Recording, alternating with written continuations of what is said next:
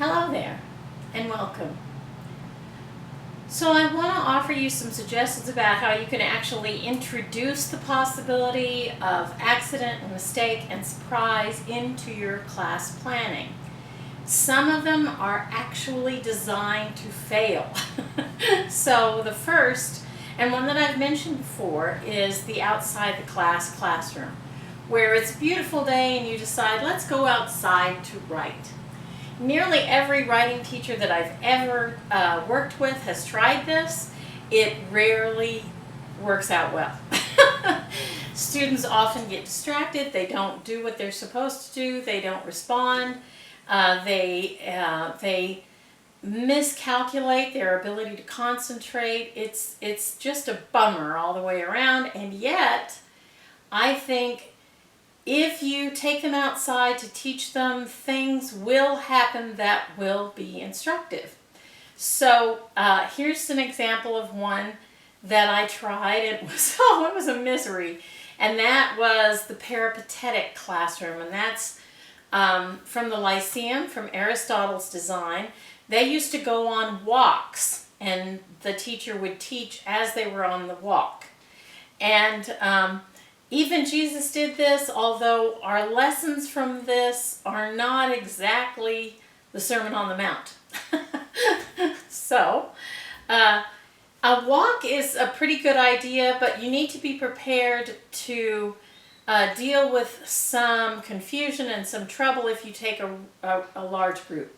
If you're going to do a walking activity, I suggest a small group, no more than 5. 2 is even better. 3, workable. 4, maybe. 5, just barely, and if you get over that, it's going to become just very distracting. The same thing you can try is outdoor activities.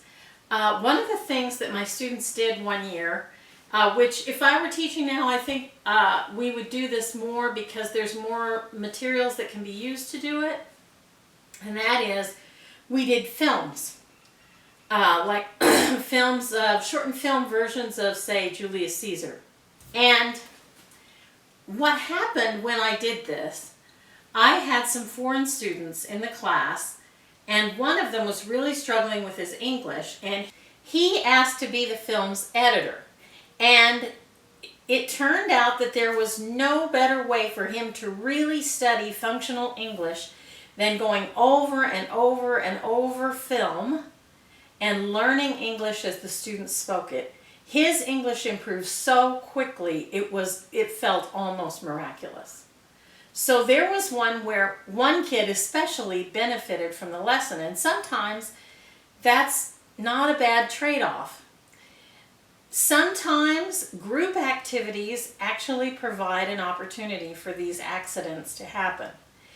And sometimes, if you let the students propose something they would like to do, that can work out well too. And in fact, for me, that worked out better than anything. I had the students teach a class, and the first few times that I had the students teach the class, it did not go well. They didn't do very good jobs. It was a big struggle. It was hard. But I saw in it the potential for really remarkable things to happen. And I think now, with the advent of AI, even more remarkable things can happen because students can start really evaluating what they experience as both teachers and students. So try to find ways to introduce the monkey wrench into the system, because that's going to provide you with an opportunity to see things from a new perspective and to see how nearly every subject really does touch nearly every other subject. That's it for today. I hope you have a gorgeous rest of the day, and I hope you see me again. You gorgeous people.